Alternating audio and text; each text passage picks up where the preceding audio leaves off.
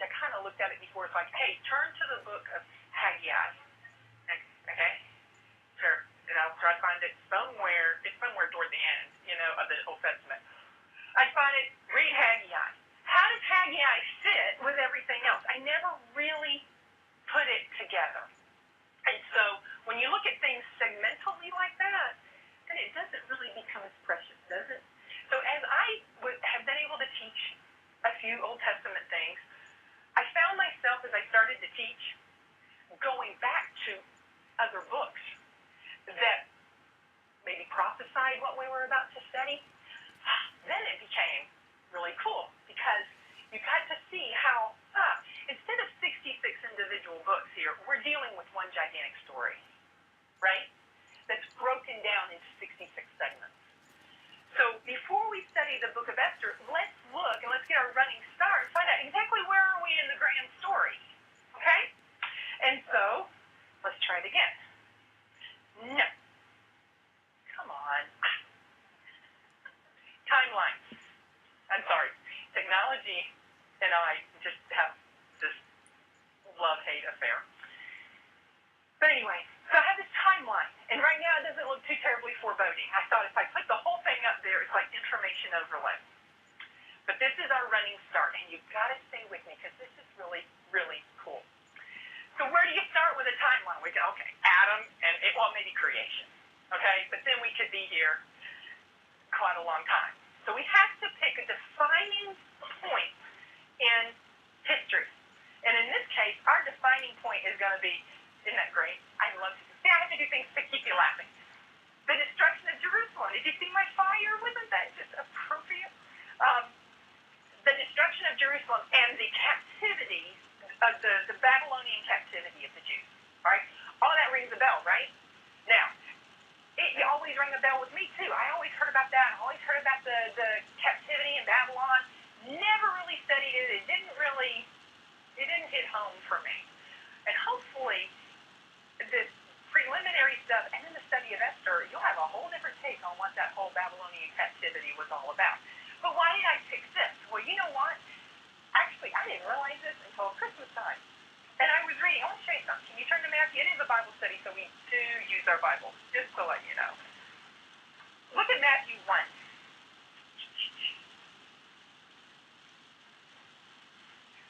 And this was actually already after I had my notes. And I'm looking at this and going, hey, I had a pretty good idea because God had the same idea. You know? And you know what? It matches up. You're all right. Look at, verse 17 of Matthew chapter 1. You know, it's this whole genealogy that you hear read every Christmas, right? But look at verse 17. So all of the generations from Abraham to David were 14, and from David to the deportation to Babylon, 14 generations, and from the deportation to Babylon to Christ, 14 generations. Hey, so we have a timeline in the genealogy in Matthew, and what defining thing in history did God decide to use but the destruction of Jerusalem and the captivity of the Jews in Babylon? So if it was good enough for Matthew, it's going to be good enough for our purposes tonight, right? So, here's our running start. Okay? We're going to start down here. 2100 BC. Well, that goes way, way, way, way far back. But I have, you'll see as we fill in the timeline, we'll have books of the Bible. No, I'm not doing all 66, so you don't have to worry about this taking forever. Okay? So we figure, if we're going to get a running start, maybe we'll start in Genesis, right? So if you look in Genesis, various and sundry chapters, especially like chapters, I think it's 13 to 15 or 15 to 17 or 13 to 17 or something like that, that's all that covenant stuff with God and Abraham. That's where the whole thing starts for the Jews, right? The covenant of God with Abraham that the Jews are his people and he will protect them.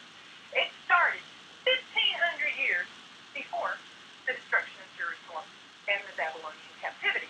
Now let's keep going. So then, of course, you have Leviticus and Deuteronomy. I told you we're not going to hit them all. If you read through those books, various chapters, you'll find that 850 years before the destruction of Jerusalem, God is telling his people, if you don't keep my covenant, I will scatter you. Right? So 850 years before.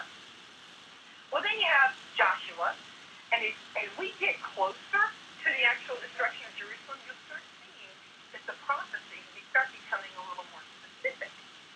So in Joshua, you have the destruction of Jerusalem actually starting to be prophesied or mentioned, alluded to maybe. And I don't want to take the time to pull up specific chapters and things because we could be here all night long. All right, so 800 years prior. Well, then, of course, you know Isaiah, flat full of prophecy, right? You just read a lot of them over Christmas about the Messiah. But if you read more in Isaiah, there is discussion of captivity, there's discussion of the destruction of Jerusalem, and we're talking now, we're getting closer. Well, they're 150 years, and Micah does the same thing. He was a contemporary of Isaiah, and he's within 100 years. Okay, so now if you were to just sit down with the book of Micah, you realize, hey, that's 100 years before the Jews were taken captive. That's how that fits into our big story, the one story called the Bible.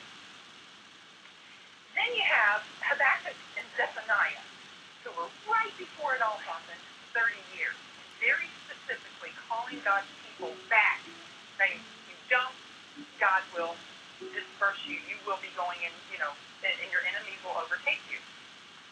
So then, looky there. We have the destruction of Jerusalem beginning. Now, in history, and I do the best I can trying to study and get things accurate, okay? And if there's a couple of sides to the story, I will let you know and say, okay, this book said this book said this, we're going to get as close as we can, okay? If not, I'll just make it up and, well, I'll just believe it.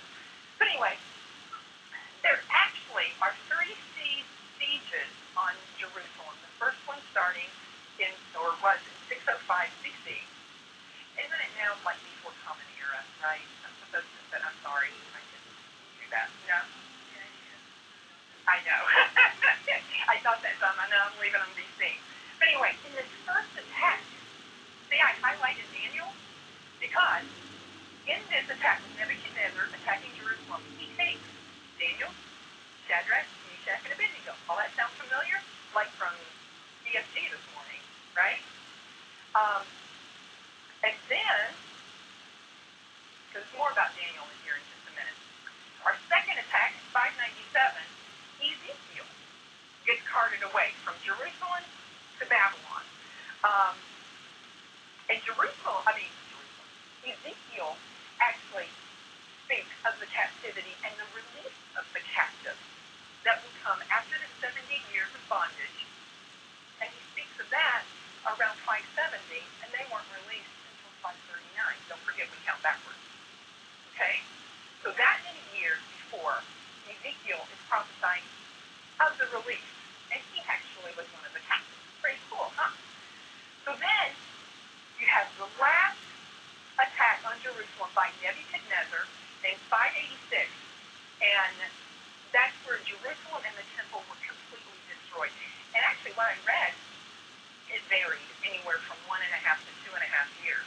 But it wasn't just like Nebuchadnezzar got up one day and decided he was going to trek on over to Jerusalem and attack it again, and it would be the final one. It was actually a siege that took place for at least a year of persecution and grabbing people and the hauling of the Jews to Babylon. Now, some of them did escape. The ones that escaped actually went to Egypt, a lot of them. One of those that did not get taken captive was Jeremiah. So now we have Jeremiah, and he also wrote Lamentations, sitting there watching Jerusalem being destroyed. That's why he was lamenting, right? So that's how that all fits into our grand story. Now, sometimes I could be little parentheses in and say, step out of this for just a minute, because I've got to show you something that's really cool. Jeremiah. Can you turn to Jeremiah 29? I actually mentioned this one time in Sunday school, must be fairly long ago. There's some verses in Jeremiah that we love to put on a card if we're sending somebody a get well card or a sorry you're going through a rough time card or something like that, right? There's some great verses in Jeremiah 29. Remember I told you I love context, okay? Let's back up and get the context for these verses that we really like, right? Now,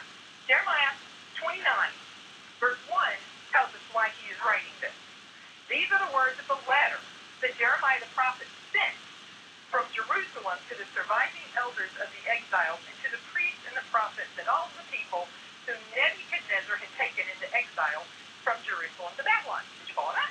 So we're writing a letter. We're sending a letter from Jerusalem over to the ones who have been taken captive, who already lived over in Babylon. So what's the letter say? Well, we can't read the whole thing, but skip down to verse 5. He tells them, you build houses and live in them, plant gardens and eat their produce, take wives and have sons and daughters, take wives for your sons and give your daughters in marriage, that they may bear sons and daughters, multiply there and do not decrease. But seek the welfare of the city where I have sent you into exile, and pray to the Lord on its behalf. For its welfare you will find your welfare. Ah, pretty cool. He says, you're going to go there. Yes, you're taken captive. Yes, Jerusalem has been destroyed and you lost your temple. But while you're over there, don't live like you're captive. When you're over there, you pray for the city that you have been taken captive in. And you go and you plant your gardens and you build your houses. And you can thrive even while you're in captivity. Because God had a plan. Some of them, I'm sure, died while they were over there. But there were some that were going to be left there when the captivity was over. They were going to have to go back to Jerusalem to help rebuild it, right? And they needed to be healthy and happy and well off, right? But they still wanted to get out there and go back to Jerusalem. But one of those favorite verses, where am I? Let's see. Verse 10. For thus says the Lord, when 70 years are completed for Babylon, I will visit you, and I will fulfill to you my promise and bring you back to this place. For I know the plans I have for you, declares the Lord. Plans for welfare, not for evil, to give you a future and a hope. Then you will call upon me and come and pray to me, and I will hear you. You will seek me and find me when you seek me with all of your heart. And I will be found by you, declares the Lord, and I will restore your fortunes and gather you from all the nations and all the places where I have driven you, declares the Lord. And I will bring you back to the place from which I sent you into exile. Ah, those are the verses that we really like to repeat, right? And they are great verses. But in the context in which they were written, how would you feel if everything was destroyed and you were hauled away to a place where you didn't want to go? And then you're hearing, here's the word of the Lord. I know these plans, and they're plans for welfare, not for evil, to give you a future and a hope. Was that their future and was that their hope, to be hauled away into captivity in Babylon? No. But next time you quote these verses or hear these verses quoted, you realize, hey, perhaps what you're trying to do to encourage your heart or someone else's heart, you didn't think quite as bad as what was actually going on when the verses were written in the first place, right? I love those verses, but I love it more in the context in which it was written. But moving on, I told you I get excited. So then we have Babylon is captured in 539 BC, and this is recorded for us in Daniel chapter 5. Now, okay, another one of those times I have to step out of this and tell you something that is really, really cool. We studied Daniel chapter 5, a couple of weeks ago in DST? Who remembers what happens in Daniel chapter 5? A really well-known story has to do with a wall, and it has to do with a finger, and the handwriting on the wall with King Belshazzar, right? Now, this was absolutely cool when I first studied this and a few years ago, and it just really stuck with me. Why was God so angry that night when Belshazzar was having his feast? He was having feast all the time. Why did God get so angry that night? Anybody got an idea? What did Belshazzar decide to do at this feast that he didn't normally do at his other feasts? That's what he relented his star. Okay? Yes. He was having his feast, and he was getting good and drunk, and he decided, hey, what would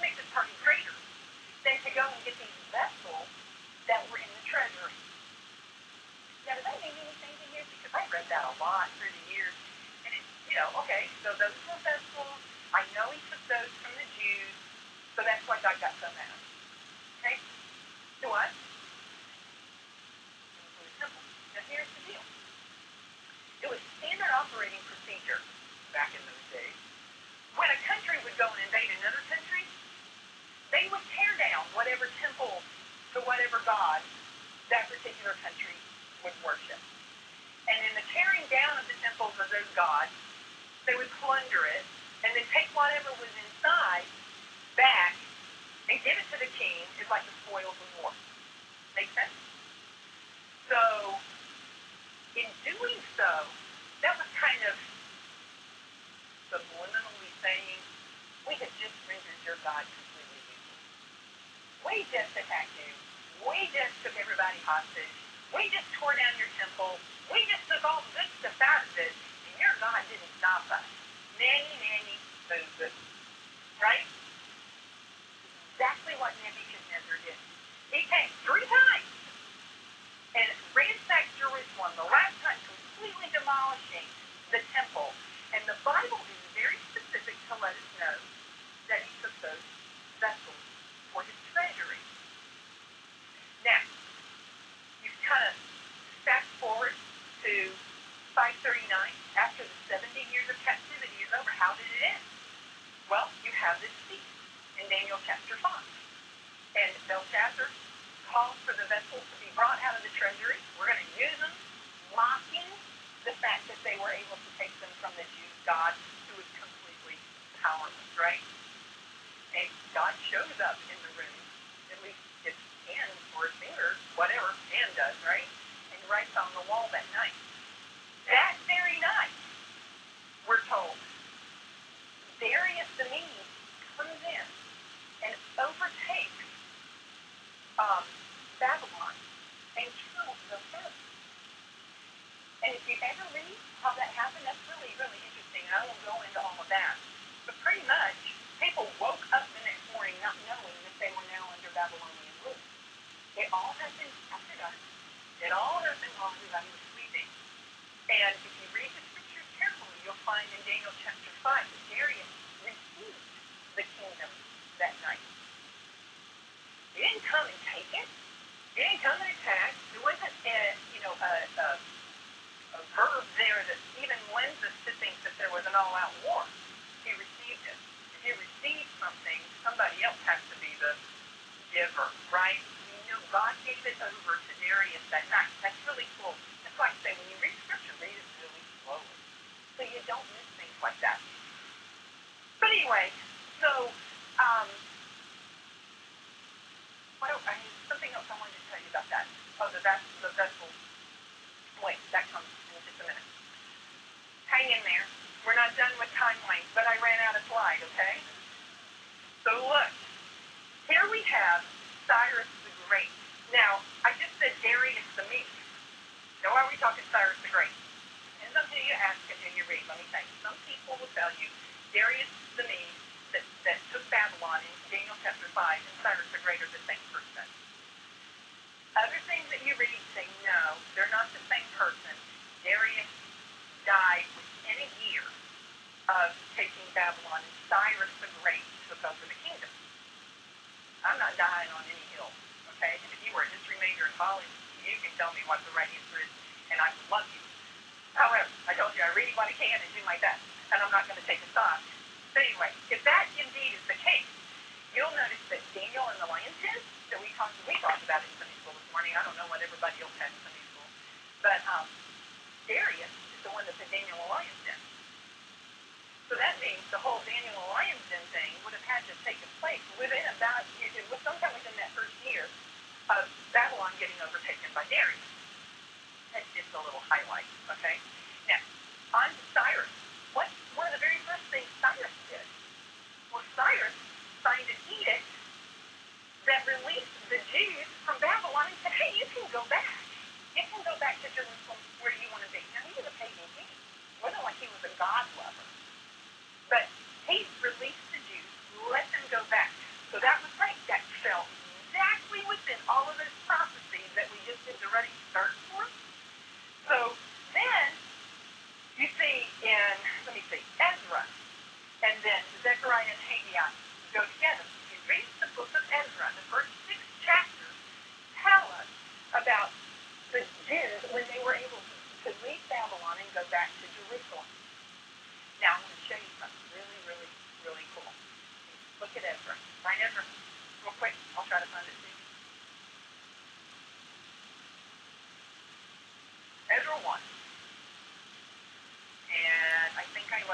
Ezra at home.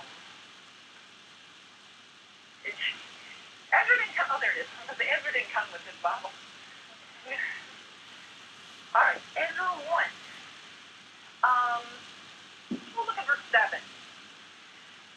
Cyrus the king also brought out the vessels of the house of the Lord that Nebuchadnezzar had carried away from Jerusalem and placed in the house of his God.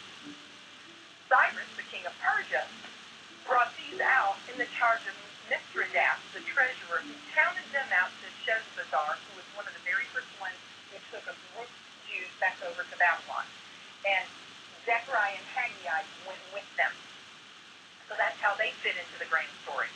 Anyway, this was the number of them.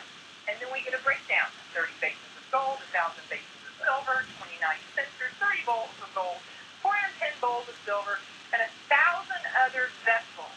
All the vessels of gold and of silver were 5,400. All these did Sheshbazzar bring up when the exiles were brought from Babylon back to Jerusalem. So all those years before, when Nebuchadnezzar decimated that temple, rendered the Jews' God completely, that he is no good, he couldn't even protect his own temple.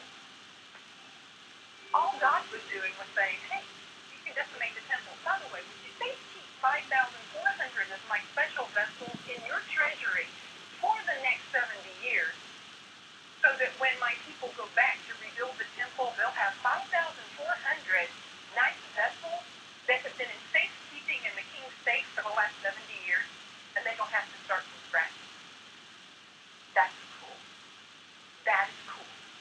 So as you read these, that's in several different books, those vessels are mentioned. Did you see that too? We just totally. And so when vessels, things like that are mentioned, see how it all links together. That's how that links together, and that is really cool because that teaches us that God, number one, cares about the details. God will not be mocked, and he was not rendered powerless. He had a plan, and his plan was to make sure all those things were completely safe, so that when they needed them again 70 years later, they had them. See? So anyway, that's how that fits into the story. So let's keep going. This timeline goes really quick. So we have, in 515, the temple's completed. Now, Ezra's not even there yet. This is all in Ezra 1 through 6. That's important. But I'll get there in a second. Very important date. We have 486. We have King Ahasuerus. Now, if you've read Esther, you know we're getting close to Esther now, right? Because King Ahasuerus is the king we're going to talk about in the book of Esther. So Esther is somewhere nearby, right? Then we have 465, and that's Artaxerxes. So we have King Ahasuerus from 46 to 465. That's important, because we know then at 465, Ahasuerus is no more. So then, let's finish out our little walk through Scripture. After Ahasuerus dies and Artaxerxes takes over, then Ezra's story picks back up in Ezra chapter 7. So we have this big gap in Ezra's writing between Ezra 6 and Ezra 7. Keep that in mind. So let's finish out. Then we have Nehemiah. You got the story of Nehemiah. What was his job? Well, the whole book of Nehemiah has to do with Nehemiah going and doing what? What he built what? Oh, well, yes, he was the cupbearer to the king. Never heard it quite that way. Anyway, so Nehemiah, we know, went back from Babylon over to Jerusalem to help rebuild the walls around the city, because by this time, we know that the temple had been completed, but the temple was completely unprotected. So they needed a wall. And Nehemiah wanted to build that wall. And he went under Artaxerxes back over. Now, Ezra had already gone back and saw that. I forgot to mention that, but it's mentioned there, okay? Now, Malachi. I bring Malachi on there just because I started at Genesis. So I figured I needed to end with Malachi. But Malachi actually was a contemporary of Nehemiah. And if you read Malachi, see, Ezra went back over there to once the temple was completed, and Ezra's job was to get the rituals in the temple back up and running. And Malachi had a problem with some of the people in that they weren't giving and taking care of the priests and all like they should.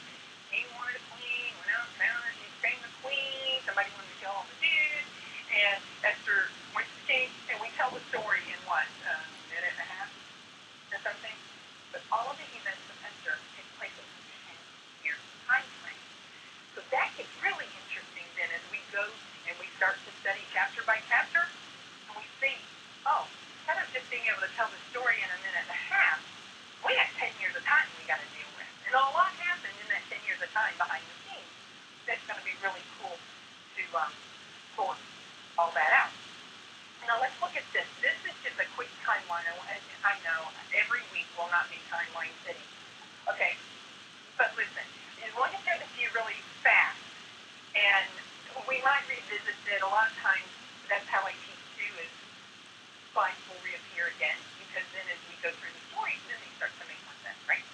So anyway, Esther, best thing I could find in history, born about 492. Well, the book of Esther begins in 483, because remember King Ahasuerus took over in 486, and the very first part of Esther tells us in the third year of King Ahasuerus. So it's not too hard to figure out the date then, right? Minus 3 years, we're going to start Esther in 483. And then, best we can tell from Scripture, and we'll work this out as we go through. It'll be about 479 that Esther becomes the queen. So we have her at the ripe old age of 13 or 14. Did you ever think of that? Now, at one point in time, and I meant to look it up this afternoon, I completely forgot because somebody offered me a really good cup of coffee. I meant to look up when Ahasuerus was born, because at one time I had, and I could have told you how old he was when he became king, and then that would let us know how old he was when Esther became his wife. But some things we might not even want to try to figure out. But anyway, we do know that Esther was approximately 13 or 14 when she took the queenship. The story itself ends in 473, but we know her rule ends in 465, because even after the story of Esther ends in our Bible, she was queen. And she was queen until 465. We know that because King Ahasuerus was assassinated in 465, and his son, Artaxerxes, became king at that point in time. Esther probably stayed in the palace, maybe the queen mother, maybe that's what we would know her as or something, and then she died in 460 at the ripe age of 32. Wow. All of that life in 32 years. Did you know that? Does that help you appreciate, even from the start, the story of Esther even a little bit more? What you know about the story and realizing, the story of Esther happened when I was 14 years old. You know? Wow, such a young person to do what we know she did within this story. So just looking at that timeline and knowing that she died such an early death too helps us hopefully to appreciate the events of this story a little bit better. So, of course, who wrote the book of Esther? Do you know? I know y'all are going to look at me, please don't call on me. I promise you, I do not do that. Okay? Possibly? Yes. So you're cheating? Yes. Well, you cheated well because, we'll get there in a second. Obviously, it was written after the death of Ahasuerus, which took place in 465. The reason we can say obviously is because you can tell if something is told after the fact, right? It wasn't being told as the events occurred. You know? Oh my goodness, today I'm going to go to the king. I hope he does not kill me. It wasn't Esther's diary. Okay? And then she writes that night, went to the king, he didn't kill me, he's still alive, he's going to take care of everything. Okay, so it wasn't a diary written by Esther. It was after the fact. But yes, Melinda was right. Possibly Mordecai, possibly Ezra, possibly Nehemiah, or maybe just an ordinary Jew. Nobody thinks Esther wrote it. And we might all get to heaven and find out she did. You know? So this is all a guess. This is all anything you read. Nobody's going to pin it down and say that. What we do know is that some estimate that the book was written between 465 and 424, which kind of leads people to think maybe Nehemiah did it, but still it could have just been any old Jew. And we know that Esther is a historical book, and it's number 17 in the chronology of the Old Testament. Now, about the author, whoever it was had to have some really good inside working knowledge of the palace. Because you'll find out in chapter 1, if you haven't already read it, we get some incredible detail. And then even later on, when Esther throws her feet in the palace for the king and for Haman, we get really good detail. Some people said it had to be a woman that wrote it, because no man cares about curtain colors and stuff like that, but we get that kind of detail. So But whoever wrote it had a really good inside working knowledge of the palace and how things went where the king was. Okay, hey, one is down. See? You still with me? Have you learned anything yet? Yeah, cool. Okay. So let's talk for a moment. Oh, no, I had one more. Yes, I already talked to you about that. Starts in the third year of his reign. All right, now let's talk about this king. Now, the king ruled from 486 to 465. Now, I am not even going to try to pronounce that. If I could do name, I could look at somebody and say, what's the third name up there? You know, and then you would panic and you never come back to Bible study. That's not what I want to do. He's known by a Persian name, Ahasuerus is his Hebrew name, and then some people know him as Xerxes, and of course then we'll refer to his son as Artaxerxes. And it really does depend on like what author you're reading, commentary or whatever, as to what they call him, but he can be one of three different people. His father was Darius first, but it was not the same Darius that we talked about with Daniel chapter 5. There's a few kings in between. His grandfather was Cyrus the Great, who I say conquered Babylon. It's the Daniel chapter 5, Darius the Mede, Cyrus the Great. We already talked about that. And he was the most powerful man in the world. He ruled a greater area than Nebuchadnezzar. Now, I point this out because the whole first chapter is about Ahasuerus. And the whole story of Esther comes down from the fact that Ahasuerus had quite an ego. And let me just show you this. Now, I got a little dilly bopper here. Okay? It's not. It's pretty cool because if you see the purple? Everybody see the purple? You're colorblind. I'm really, really sorry. This purple area is the Babylonian Empire. So think Nebuchadnezzar, think Daniel, think Nebuchadnezzar going over here to, oh my gracious, I can't see that, it's so small. That right there is Jerusalem. I'm sorry, Kelly, can you see? All right, that right there is Jerusalem. Over here, approximately, would have been somewhere where, right here is Susa. That's where the palace is that everything in Esther is going to be in. That's not in the Babylonian Empire, okay? So this area, you have Nebuchadnezzar coming over here to Jerusalem, and he ransacks Jerusalem, et cetera, et cetera, et cetera. And we always think of Nebuchadnezzar as being Mr. Powerful King, right? He's the one that even, had the statue built to him, and that's what Shadrach, Meshach, and Abednego would not bow down to. Big, powerful king. And he was. I mean, think about the landmass there. Yes. Big, huge king.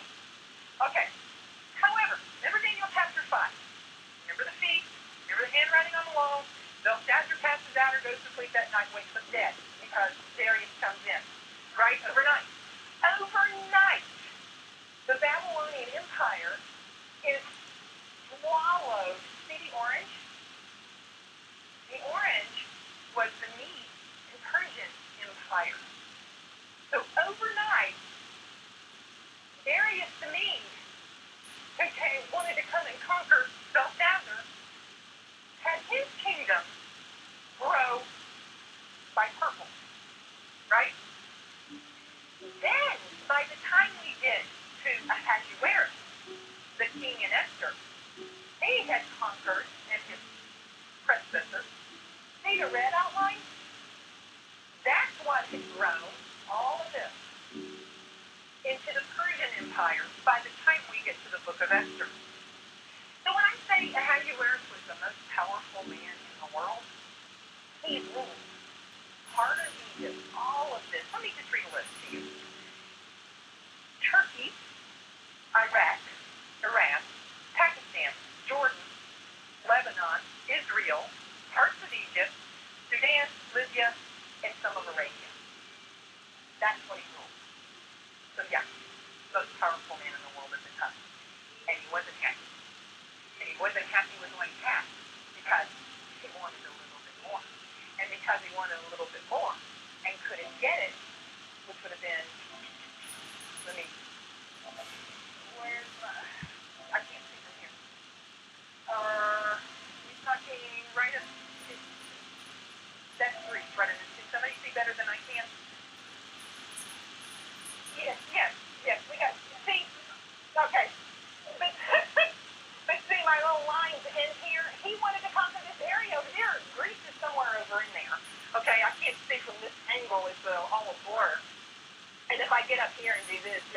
laugh at me. So he wanted to conquer Greece. It was not successful. We'll talk about that next time. And that started the whole story. All because the man who ruled all of that wanted just a little bit more. Do what? Oh, yeah. This is the one. Yeah. I was I thought I could pick it out a lot easier. Yeah, there, it's a whole lot easier there. See Greece over yonder? And see how the line is? And he, yeah. So I pointed to the right thing before. See, my geography wasn't too horrible. That's what he wanted to get. I forgot I put that slide on there. See, sometimes it helps to have a terrible memory because then you get surprised by slides. I did too. See, it's a whole lot of fun. Okay, let me tell you something about him now. Other than being the most powerful man or king, he was marked by a lack of backbone, and his character wavered with the winds of his emotion. All of his decisions were based on emotions to his cost. The latter part of his reign was marked by alcoholism and violent bloodshed, and he was ultimately murdered by 2 of his officers in 465. I tell you that because I want you to know ahead of where as best as you possibly can.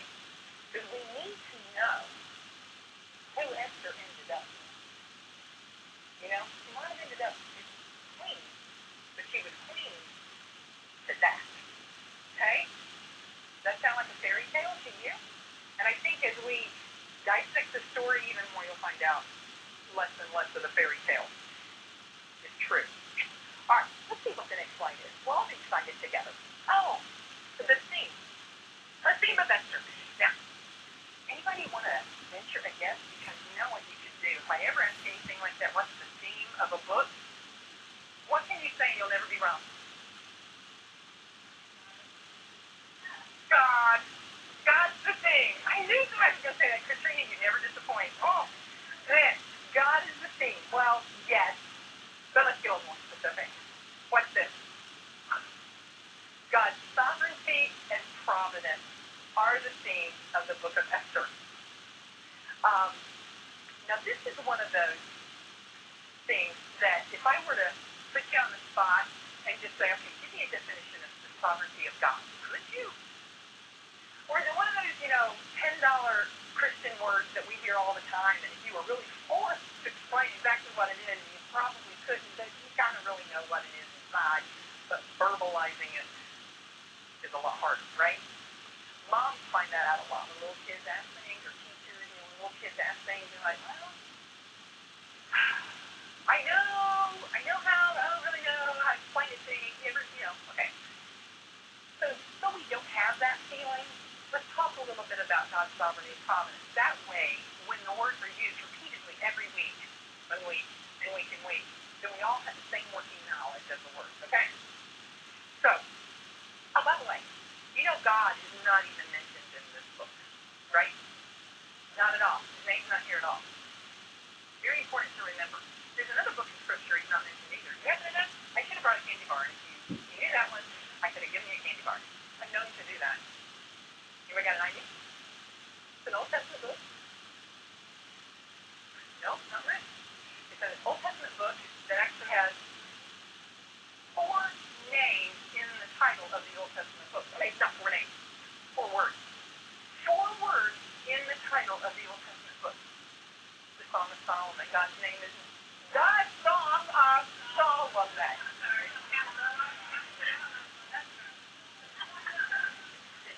I think, isn't it the song? Isn't it the? Doesn't it have the article? If not, I know you copied, Emily. Yeah. An article, it doesn't matter. All words matter. Okay, somebody, is it the? Somebody tell me. I can't go on unless I know. I have to apologize publicly to my daughter. That's because they're saving ink and space on all those other ones.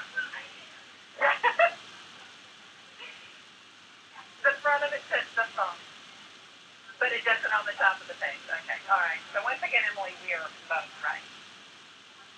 All right. There you go. Yes. Yeah. Okay. Anyway, let's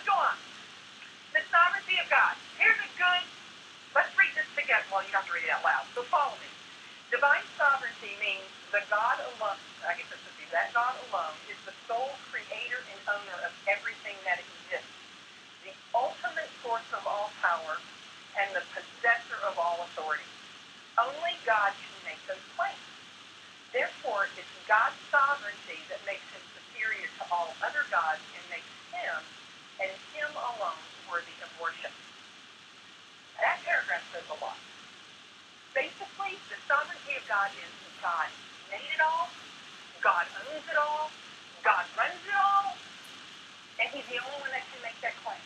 Therefore, he is the only one that is sovereign. And, we've seen at Christmas time about him being King of Kings and Lord of Lords. Well, that's what it really means. Kings bow to him. He is the ultimate sovereign. Let me read some of these to you. We have time, real quick. Let me just read some of these claims in Scripture. Now, they're backed up by Scripture verses, but I'm not reading the actual verses. God's sovereignty. God is above all things and before all things. He is the Alpha and Omega, the beginning and the end. He is immortal, and he is present everywhere so that everyone can know him. God knows all things, past, present, and future. There is no limit to his knowledge, for God knows everything completely before it ever happens. That's in Romans 11:33.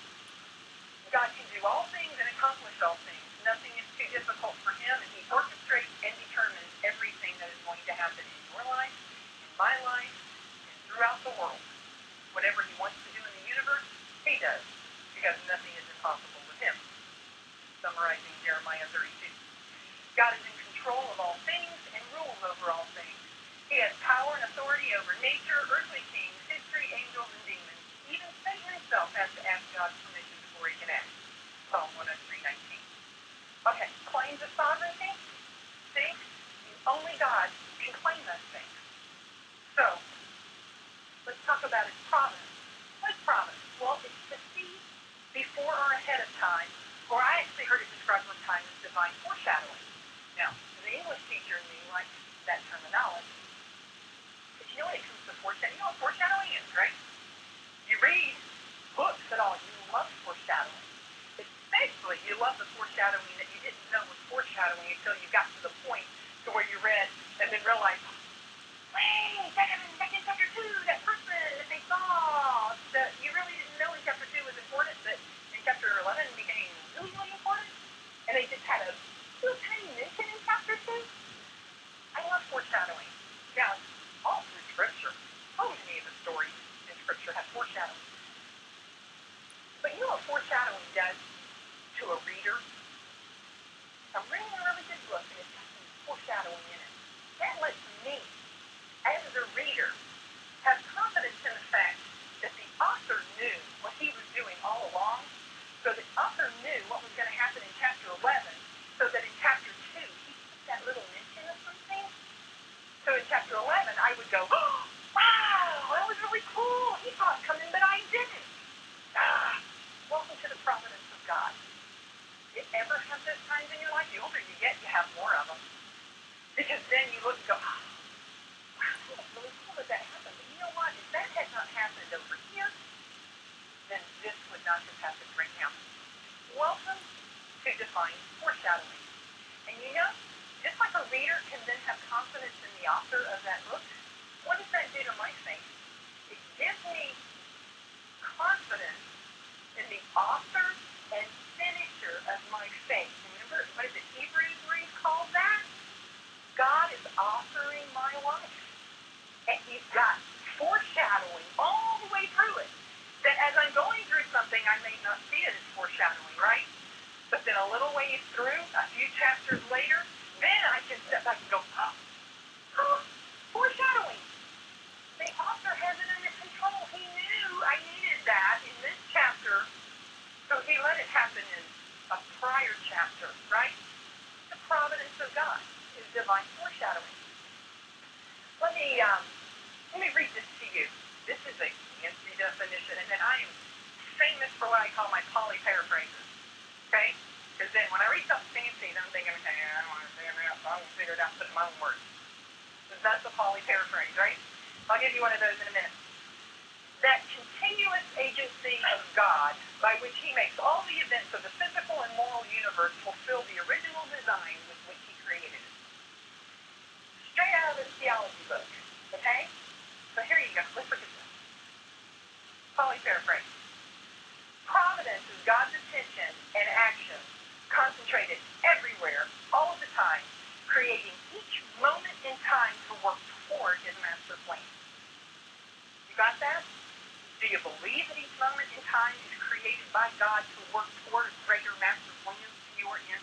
the whole big story. We fit in, just like Esther fits into that whole big timeline.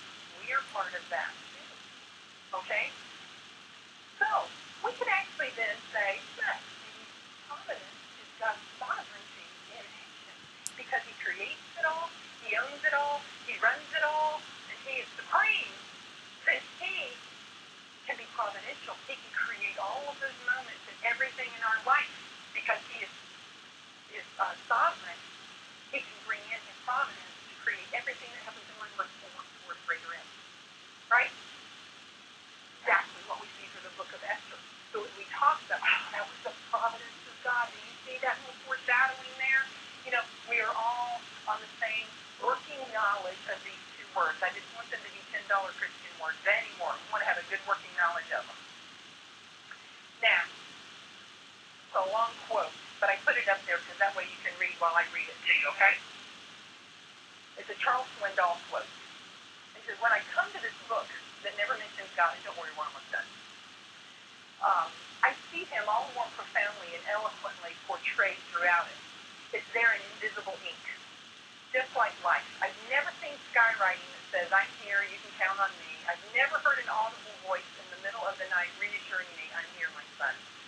But by faith I see Him, and inaudibly I hear Him on a regular basis, reading Him written in the events of my life, whether it be the crushing blows that drive me to my knees or the joyous triumphs in my heart leaning. When I pause long enough to look back, I realize it's the unsearchable mind, the unfathomable will, the sovereign control, the irresistible providence of God at work, because He, though invisible, remains invincible. And I love the last part, which is, though He's invisible, because in the book of Esther, He's not mentioned at all. He's completely invisible in the book of Esther, but He's on every page. When you see how He works the details of Ahasuerus trying to conquer Greece, the whole details of how they went out trying to locate these girls to bring them, and Esther, got marked up and brought in. Well, we're going to really look at that. That is incredibly interesting. The whole practice of that, we're going to look at that. Then you really know, it wasn't just like, somebody, oh, you're pretty, let's go. It was not a beauty contest. It wasn't like, oh, look at the 50 prettiest girls in the kingdom, and we're going to parade them on a runway, and they're going to do a talent show, and have evening wear, and he's going to sit there and go, oh, how's that one? I want her to be my queen. It doesn't anything like that. Girls would be ripped away from their home. Okay? Lots of them. And one of them got to be queen. And the other one never got to go home. You know that? That's terrible. Why did God let something terrible happen? Well, we enjoy the story of Esther. But what about all the non-Esters? Yes. There's a neat, there's a side of the story. It's like to read slowly, read inquisitively, and read what's not there. That's what makes the scriptures come to life. And we'll talk about that.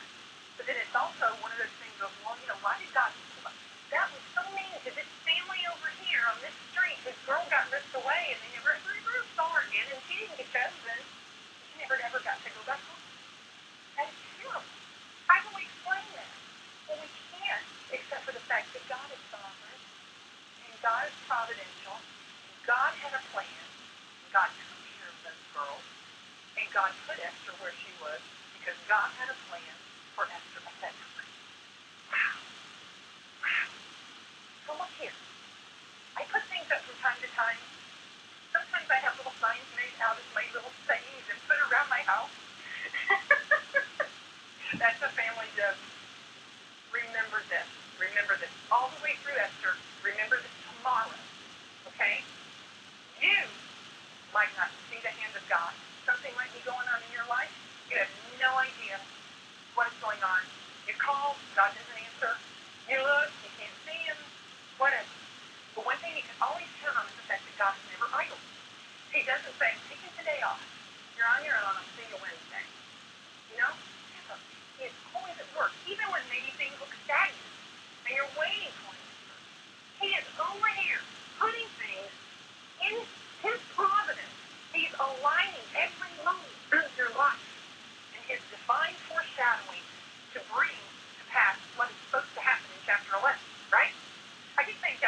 It's kind of comical because Esther only has 10 chapters. But anyway, I don't know. Just came to mind. But God is never idle. He is on every page of Esther. He was working all the time when Esther might not have known where her God was. He was there all along, working it out. And you may not see him, you may not hear him, and you may not understand what is going on. But he is always working. And I put that up there for you to stare at and let it burn in your head, because that's the last slide you're going to see, but that's what I want you to remember until next week. Okay? So, did you learn anything? Does it make you any excited for what is to come? I hope it does, because, I do get excited over this stuff. Now, next week, I told you if you could have, just read through chapters 1 through 3. If you can, or if you didn't get the book, if you could at least, and if you don't have time, if you have the book and you just run out of time, can you at least come to Bible study with the passage in Esther read that we're going to cover? So if that's the bare minimum, this is an awful week, just read what we're going to cover. And next week, it'll be chapter 1 through chapter 2 in verse 4. Okay? That's not much to read. But if you have time in your book, go through, read it, mull on it, do a little bit a day, chew on it, read the passage slowly. See what you can see that you might not have seen the other 50 times you've read through Esther. And I guarantee you'll find something if you just look and ask some questions. Look at you're reading about Esther, but what about some of these other people that are mentioned? People named are there for a reason. Don't overlook them. Sometimes it's really interesting to kind of study the insignificant ones, that are in a story.